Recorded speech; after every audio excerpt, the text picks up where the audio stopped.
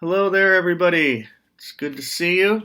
Though, of course, I can't really see you, but I hope that you can see and hear me okay. I'm here today to read you yet another one of my all-time favorite stories. And this one, just like last week's story, happens to be about a fish. And this fish here, like the title of this book says, if you can see it, says Swimmy. And Swimmy is the main character of this book, and you can see Swimmy is swimming right there. The author of this book, Lionni, another one of my favorite writers. So I wonder what happens to Swimmy in this story. You might remember last week I read a story about rainbow fish. I happen to have that book here too. I keep these important books always near me for inspiration and joy in reading them and reading them again. And you might remember rainbow fish had all these beautiful sparkly scales that he learned that it was really important for him to share some of his beauty with the other fish who then became his friends. Swimmy also has some friends that he shares the ocean with, and you can see some of those other fish here. So let's see what story gets told through Swimmy the Fish by Lionni. And here again, you can see Swimmy. A happy school of little fish lived in a corner of the sea somewhere. I love that word, somewhere. It's not very specific or precisely named. It could be just about anywhere. They were all red. Only one of them was as black as a mussel shell. That's Swimmy.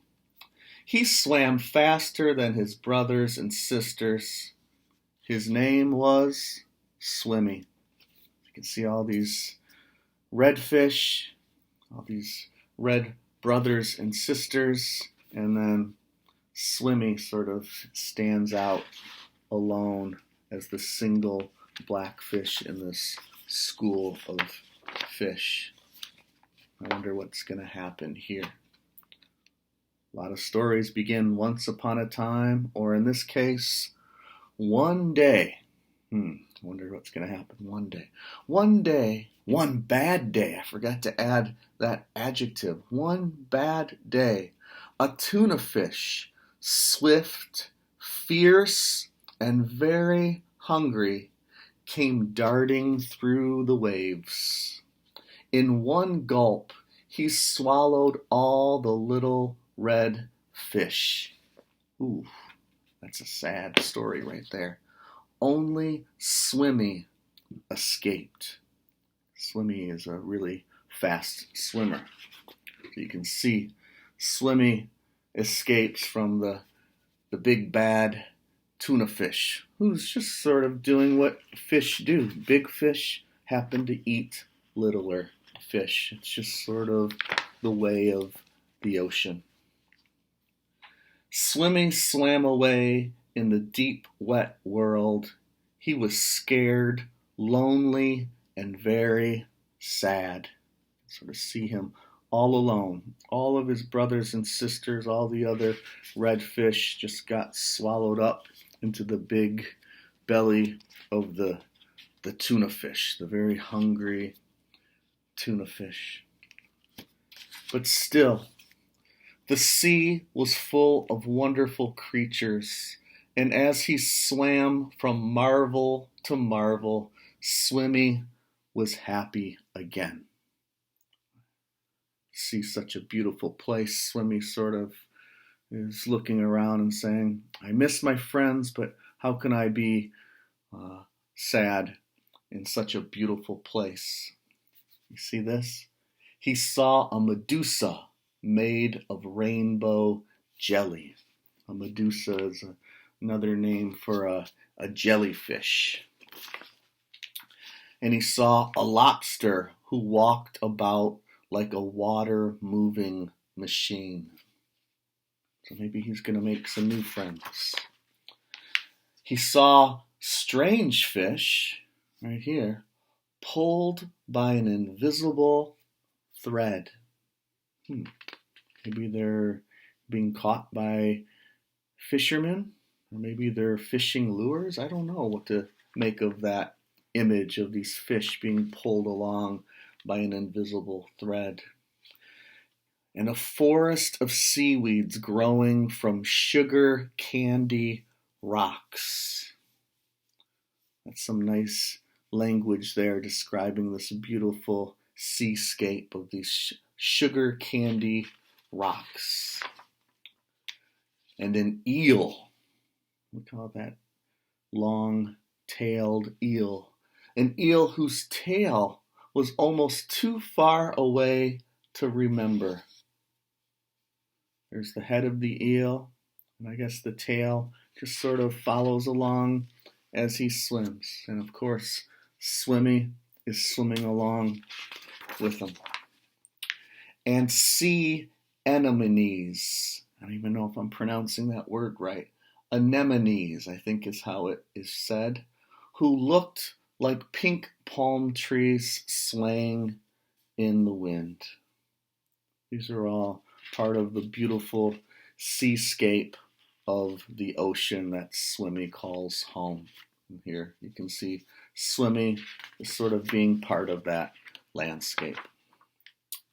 Then that's always a word that story writers like to lead up to. There's the one day, and then there's the then.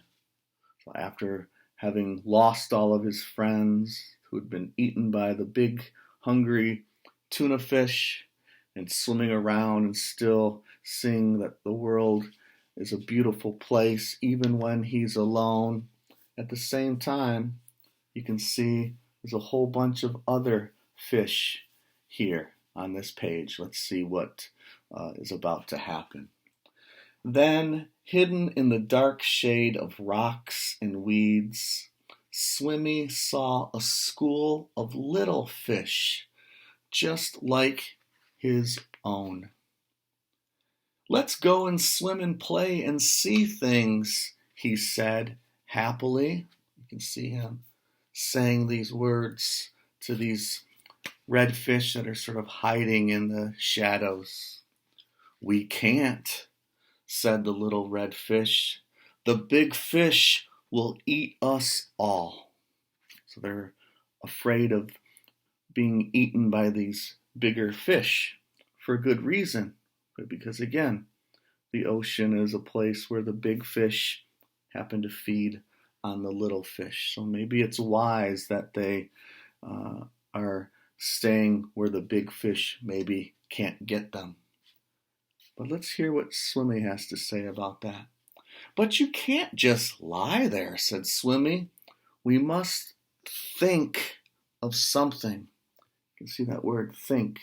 It's all in uppercase, in bold. That's a good, big, strong word here. Think. We must think of something in order to do something that might allow us to, still have fun swimming around the ocean and maybe not being afraid of getting eaten up, which of course is a reality of these fish. It's a problem.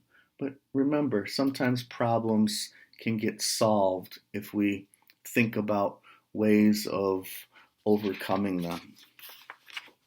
Let's see what happens. Swimmy thought and thought and thought. Then suddenly he said, I have it. It's what's called a light bulb moment. I've got a great idea. We are going to swim all together like the biggest fish in the sea.